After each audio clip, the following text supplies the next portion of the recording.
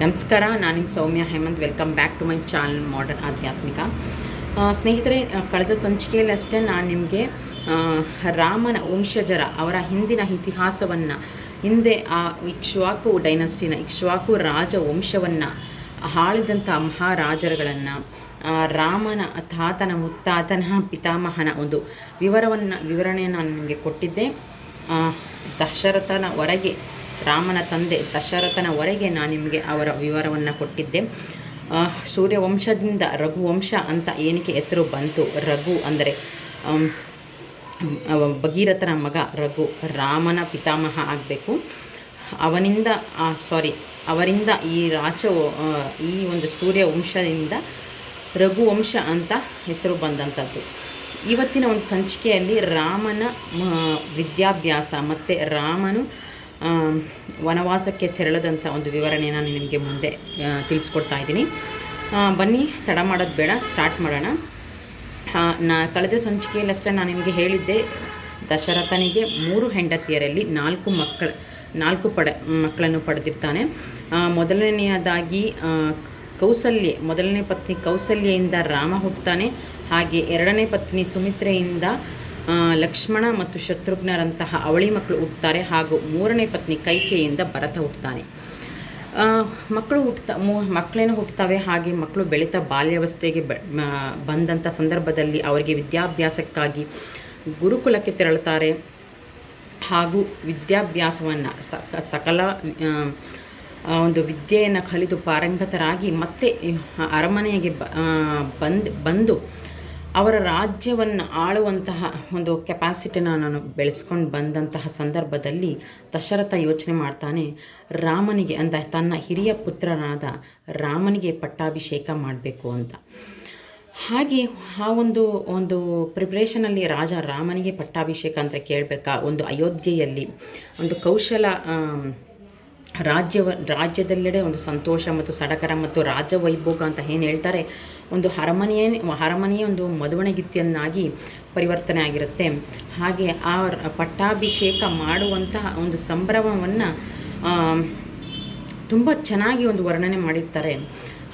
ಆ ಒಂದು ಸಂತೋಷದ ಕ್ಷಣದಲ್ಲಿ ಎಲ್ಲರೂ ಕೂಡ ಭಾಗಿಯಾಗಬೇಕು. ಎಲ್ಲ ಮಹಾರಾಜರುಗಳು, ಎಲ್ಲ ಬೇರೆ ಬೇರೆ ರಾಜರುಗಳಿಗೆ ರಾಜ್ಯದಿಂದ ಎಲ್ಲ ಒಂದು ಔತಣಕೂಟ, ಒಂದು ಇನ್ವಿಟೇಷನ್ ಅಂತ ಏನು ಹೇಳ್ತಾರೆ, ಆಮಂತ್ರಣ ಪತ್ರಿಕೆಗಳನ್ನು ಹೋಗಿರುತ್ತೆ. ಎಲ್ಲ ಬೇರೆ ಬೇರೆ ಮಹಾರಾಜಗಳೆಲ್ಲ ಆ ಒಂದು ಸಂದರ್ಭವನ್ನು ಕಣ್ತುಂಬಿಕೊಳ್ಬೇಕು, ಅಲ್ಲಿ ಒಂದು ಭಾಗಿಯಾಗಬೇಕು ಅಂತ. ಆ ಒಂದು ಸಂದರ್ಭದಲ್ಲಿ ಅಲ್ಲಿ ಒಂದು ತಪ್ಪು ನಡೆಯುತ್ತೆ. ಏನು ಅಂತಂದರೆ, ದಶರಥ ಮಹಾರಾಜ ಏನಿರ್ತಾನೆ, ಕೈಕೇಯಿಗೆ ಯುದ್ಧ ಮಾಡಿದಂಥ ಸಂದರ್ಭದಲ್ಲಿ ಒಂದು 3 ವರಗಳನ್ನು ಬೇಡ್ಕೊ ಅಂತ ಒಂದು ವಾಗ್ದಾನವನ್ನು ಕೊಟ್ಟಿರ್ತಾನೆ. ಯಾಕೆ ಅಂತಂದರೆ, ಯುದ್ಧ ಮಾಡಿದಂಥ ಸಂದರ್ಭದಲ್ಲಿ ಈ ರಥದ ಚಕ್ರವನ್ನು ಕಳಚಿ ಬೀಳುವಂಥ ಸಂದರ್ಭದಲ್ಲಿ ಕೈಕೇಯಿ ತನ್ನ ಹೆಬ್ಬೆರಳನ್ನು ಚಕ್ರದ ಒಂದು ಬೇಸಾಗಿ ಕೊಟ್ಟು ಆ ಒಂದು ಯುದ್ಧವನ್ನು ಮುನ್ನಡೆಸಿರ್ತಾಳೆ. ಆ ಸಾರಥಿಯಾಗಿ ಚಕ್ರಕ್ಕೆ ಒಂದು ಹೆಬ್ಬೆರಳನ್ನು ಕೊಟ್ಟು ದಶರಥನ ಒಂದು ರಕ್ಷಣೆ ಮಾಡಿರ್ತಾಳೆ. ಆ ಸಂದರ್ಭದಲ್ಲಿ ದಶರಥ, ನಿನಗೆ ಏನು ಬೇಕೋ ಆ 3 ವರವನ್ನು ಕೇಳು ಅಂತ ಮಾತು ಕೊಟ್ಟಿರ್ತಾನೆ. ಆದರೆ ಕೈಕೇಯಿ ಆ ಸಂದರ್ಭದಲ್ಲಿ ಅದನ್ನು ಉಪಯೋಗಿಸ್ಕೊಂಡಿರಲ್ಲ. ಅದು ನೆನಪು ಮಾಡಿಕೊಂಡು ಕೈಕೇಯಿ ಈ ಒಂದು ಸಂದರ್ಭವನ್ನು ಉಪಯೋಗಿಸ್ಕೊಳ್ತಾಳೆ. ಯಾಕೆ ಅಂತ ಆದರೆ ಆ ಉಪಯೋಗಿಸುವಂಥ ಸಂದರ್ಭ ಇದಾಗಿರಲಿಲ್ಲ.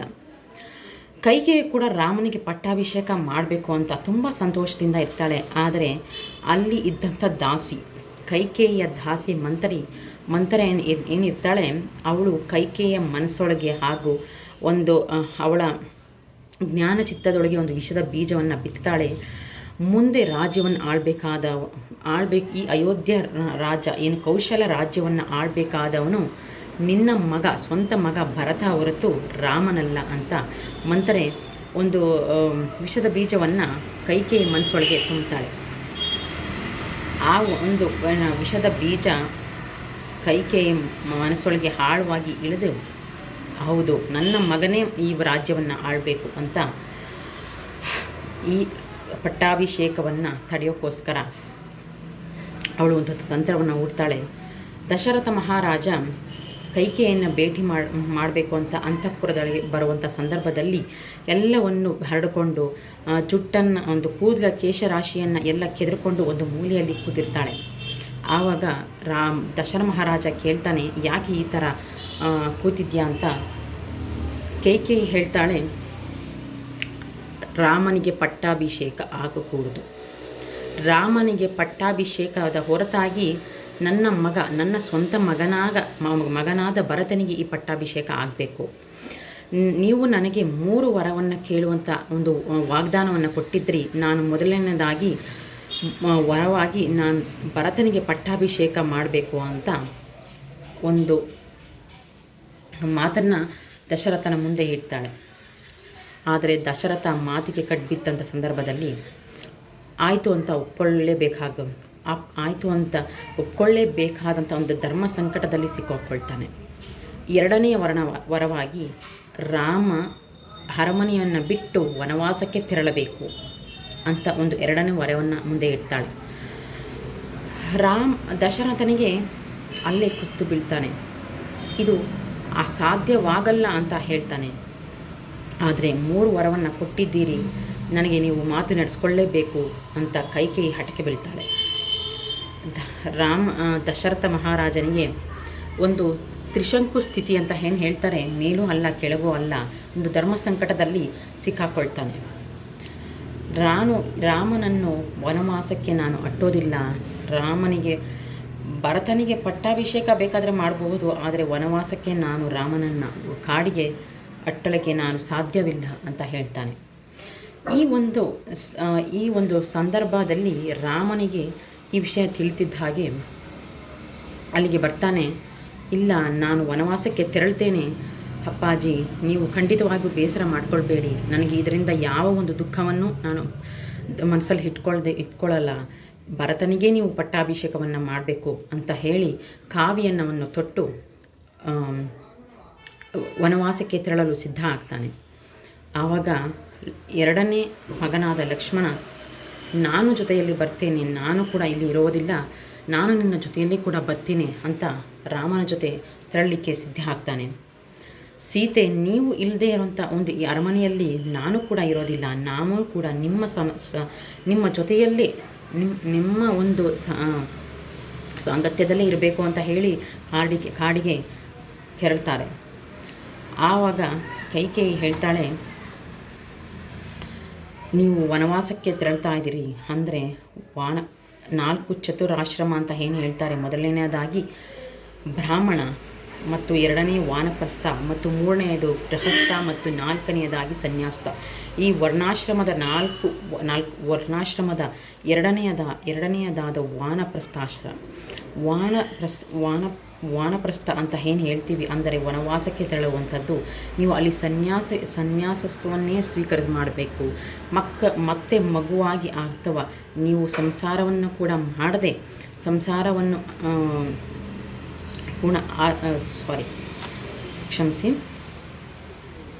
ಸಂಸಾರ ಸಮೇತರಾಗಿ ಬರದೆ ನೀವು ಮತ್ತೆ ಸನ್ಯಾಸಿಯಾಗಿಯೇ ಈ ಕಾವಿ ತೊಟ್ಟಿ ಹೇಗೆ ಹೋಗಿದ್ದೀರೋ ಹಾಗೆ ನೀವು 14 ವರ್ಷ ಕಳೆದು ಮತ್ತೆ ಅರಮನೆಗೆ ಬರಬೇಕು ಅಂತ ಕೈಕೇಯಿ ಹೇಳ್ತಾಳೆ. ಆಯಿತು ಅಂತ ಒಪ್ಕೊಳ್ತಾಳೆ. ಮತ್ತು ಎಲ್ಲರೂ ವನವಾಸಕ್ಕೆ ತೆರಳೋಕ್ಕೆ ಸಿದ್ಧರಾಗ್ತಾರೆ. ಕಾವಿ ತೊಟ್ಟು ಏನು ಹೇಳ್ತೀವಿ, ರುದ್ರಾಕ್ಷಿ ಮಾಲೆ ಅಲ್ಲ, ಕ್ಷಮಿಸಿ, ತುಳಸಿ ಮಾಲೆಯನ್ನು ತೊಟ್ಟು ಎಲ್ಲವನ್ನು ಬಿಟ್ಟು ಅರಮನೆಯಿಂದ ತೆರಳ್ತಾರೆ. ತೆರಳಿದಂಥ ಸಂದರ್ಭದಲ್ಲಿ ದಶರಥ ಒಂದು ಮನಸ್ಸಿನ ತುಂಬ ಖೇದವನ್ನು ಉಂಟು ಮಾಡಿಕೊಳ್ತಾ ಅವನು ರಾಮನಿಲ್ಲದಂಥ ಒಂದು ಅರಮನೆಯನ್ನು ನಾನು ಕಲ್ಪಿಸ್ಕೊಳ್ಳೋಕ್ಕೆ ಸಾಧ್ಯವಿಲ್ಲ ಅಂತ ಹುಷಾರು ತಪ್ತಾನೆ. ಆರೋಗ್ಯದಲ್ಲಿ ಅವನಿಗೆ ಚೇತರಿಕೆ ಕೂಡ ಆಗೋದಿಲ್ಲ. ಮತ್ತು ಈ ಸಂದರ್ಭವನ್ನು ಭರತ ಏನು ಹೇಳ್ತಾನೆ ಅಂತಂದರೆ, ಅಣ್ಣ ಇಲ್ಲದೆ ಇರುವಂಥ ಅರಮನೆಯನ್ನು, ರಾಜ್ಯವನ್ನು ನಾನು ಕೂಡ ಆಳೋದಿಲ್ಲ, ಅವನ ಪಾದಿಕೆಯಷ್ಟೇ ಅರಮನೆಯನ್ನು ಆಳಲಿ ಅಂತ ಹೇಳ್ತಾ ಆ ಸಿಂಹಾಸನದಲ್ಲಿ ರಾಮ ಅಷ್ಟೇ ಕೂತ್ಕೊಳ್ಬೇಕು, ತಮ್ಮನಾದ ನಾನು ಕೂತ್ಕೊಳ್ಳೋಕ್ಕೆ ನಾನು ಯೋಗ್ಯನಲ್ಲ ಅಂತ ಹೇಳಿ ರಾಮನ ಪಾದಿಕೆಯನ್ನು ಇಟ್ಟು ರಾಜ್ಯವನ್ನು ಆಳ್ತಾನೆ. ಇಲ್ಲಿಗೆ ಇವತ್ತಿನ ಒಂದು ಸಂಚಿಕೆಯನ್ನು ನಾನು ಮುಗಿಸ್ತಾ ಇದ್ದೀನಿ. ಮುಂದೆ ಅಂದರೆ ವನವಾಸಕ್ಕೆ ತೆರಳಿದಂಥ ಸಂದರ್ಭದಲ್ಲಿ ಮುಂದೆ ಏನೇನು ಆಗುತ್ತೆ ಅಂತ ಮುಂದಿನ ಸಂಚಿಕೆಯಲ್ಲಿ ನಾನು ನಿಮಗೆ ತಿಳಿಸ್ಕೊಡ್ತೀನಿ. ಇವತ್ತಿನ ಸಂಚಿಕೆ ತುಂಬ ನಿಮಗೆ ಬಹಳ ಉಪಯುಕ್ತವಾಗಿತ್ತು ಅಂತ ತಿಳ್ಕೊಳ್ತಾ ಇವತ್ತಿನ ಸಂಚಿಕೆಯನ್ನು ನಾನು ಮುಕ್ತಾಯ ಮಾಡ್ತಾಯಿದ್ದೀನಿ. ಸ್ನೇಹಿತರೆ, ನನ್ನ ಒಂದು ಮಾಹಿತಿ ನಿಮಗೆ ತುಂಬ ಬಹಳ ಇಷ್ಟ ಆಗಿದೆ ಅಂತ ಹೇಳಿದೆ ಒಂದು ಲೈಕ್ ಕಮೆಂಟ್ ಕೊಡ್ತಾ ನಾನು ಮತ್ತೆ ಒಂದು ಹೆಚ್ಚಿನ ಒಂದು ಅಧ್ಯಯನಕ್ಕೆ ನೀವು ಅವಕಾಶ ಮಾಡಿಕೊಡ್ಬೇಕು ಅಂತ ಹೇಳ್ತಾ ಇದ್ದೀನಿ. ಯಾರೆಲ್ಲ ನನ್ನ ಯೂಟ್ಯೂಬ್ ಚಾನಲ್ನ ಸಬ್ಸ್ಕ್ರೈಬ್ ಮಾಡದೆ ನೋಡ್ತಾ ಇದ್ದೀರಾ, ದಯವಿಟ್ಟು ಸಬ್ಸ್ಕ್ರೈಬ್ ಮಾಡಿಕೊಂಡು ನೋಡಿ ಅಂತ ಕೇಳ್ಕೊಳ್ತಾ ಮತ್ತು ಒಂದು ಹೆಚ್ಚಿನ ಒಂದು ಹುರುಪು ಬೆಂಬಲವನ್ನು ಕೊಡಬೇಕು, ಹೆಚ್ಚಿನ ಒಂದು ಮಾಹಿತಿಯನ್ನು ನಾವು ತಿಳ್ಕೊಳ್ಬೇಕು ಅಂತ ಅಂದ್ಕೊಳ್ತಾ ಮುಂದಿನ ಸಂಚಿಕೆಯಲ್ಲಿ ನಾವು ಭೇಟಿ ಆಗೋಣ. ನಮಸ್ಕಾರ.